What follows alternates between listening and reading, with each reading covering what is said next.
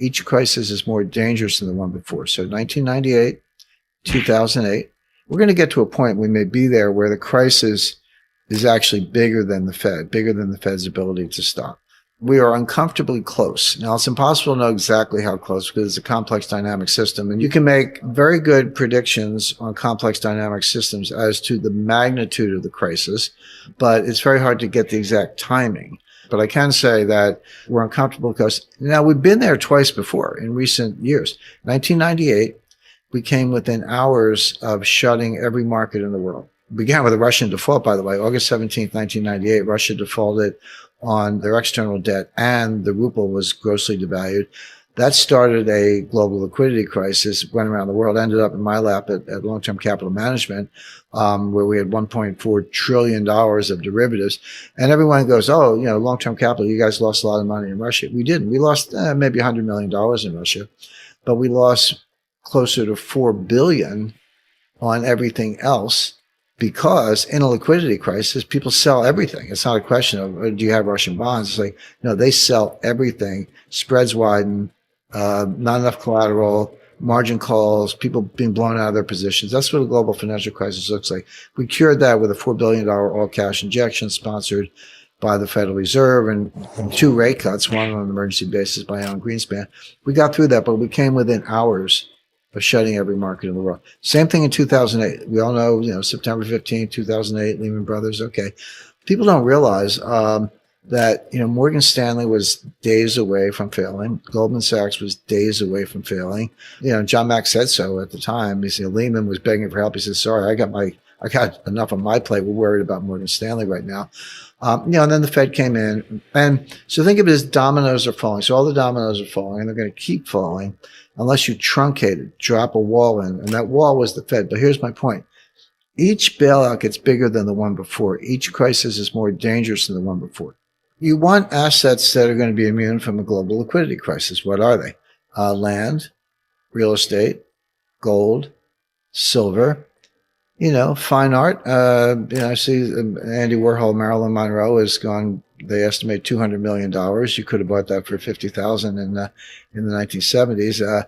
That's a little more specialized, but there are, natural resources, water, et cetera, energy, oil. If you want to be in stocks, okay, get stocks of companies that are based on natural resources. And they're such as ExxonMobil, Chevron. I'm just giving these as an example. But there are a lot of ways to protect yourself. But, a regular stock portfolio is not a good one. And, banks are going to be in distress. Money market funds are going to be in distress. That's what a liquidity crisis is. I point out that the dollar has been a cryptocurrency since at least 1979. That was the last year the Treasury issued a paper treasury note, like you had a note. Maybe somebody's grandmother still has an old one in the attic. But they had little almost like, stamps, like you peel off a coupon and take it down to the bank and get paid. The last time they did that was 1979. So the dollar has been digital and message traffic has been encrypted since around 1980. But I think in terms of the impact on the dollar, this is, be careful what you wish for. And this was exactly what I was saying earlier in terms of second and third order effects.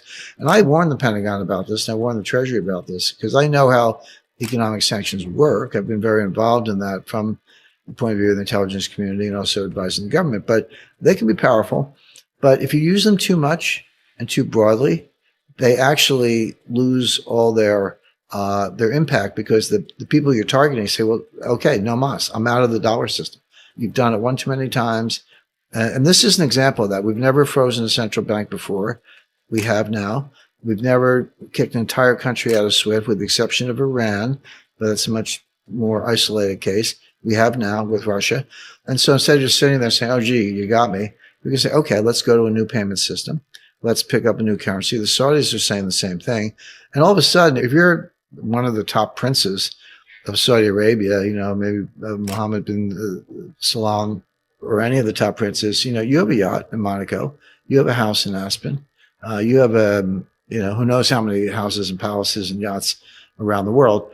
Private jets, and they're like, actually, all that stuff could be seized because that's what we're doing to the Russian oligarchs.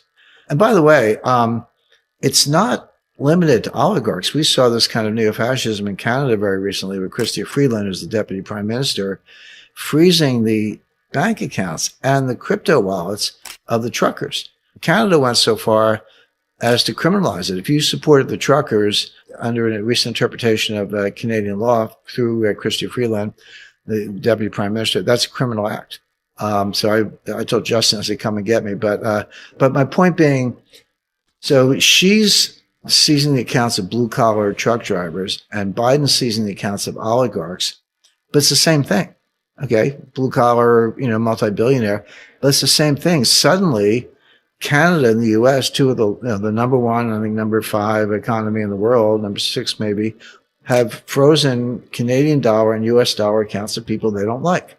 Now, you can say it's for good reason and Putin should have invaded Ukraine. I get it. But if you're a Saudi prince, if you're certainly a Russian, if you're a Chinese oligarch, how comfortable are you with the dollar right now? I haven't met him personally, by the way. I checked him out. Looks like a thoroughly bright guy.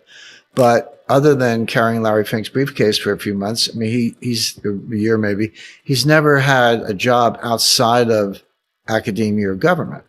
So he doesn't really understand the real world and doesn't understand what we're discussing right now. So the answer to the question was that they didn't think this through. They don't understand these knock-on effects.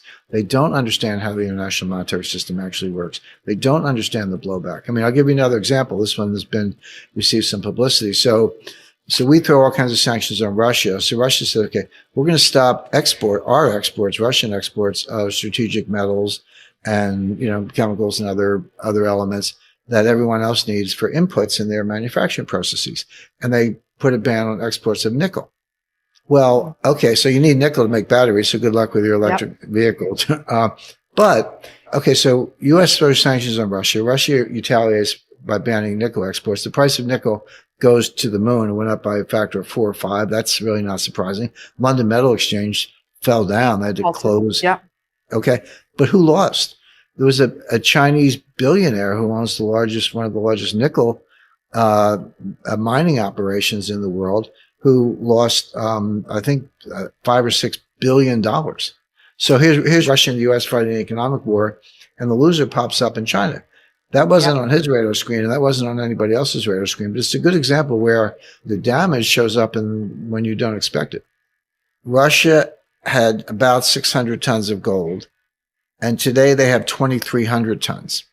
China had about 600 tons of gold, and today they have about 2,000 tons, just slightly less, that we know of. And they may have several thousand tons off the books in the State Administration of Foreign Exchange that we don't know about because that's completely opaque. So Russia and China did exactly what we warned the Pentagon about in 2009, exactly, which is increase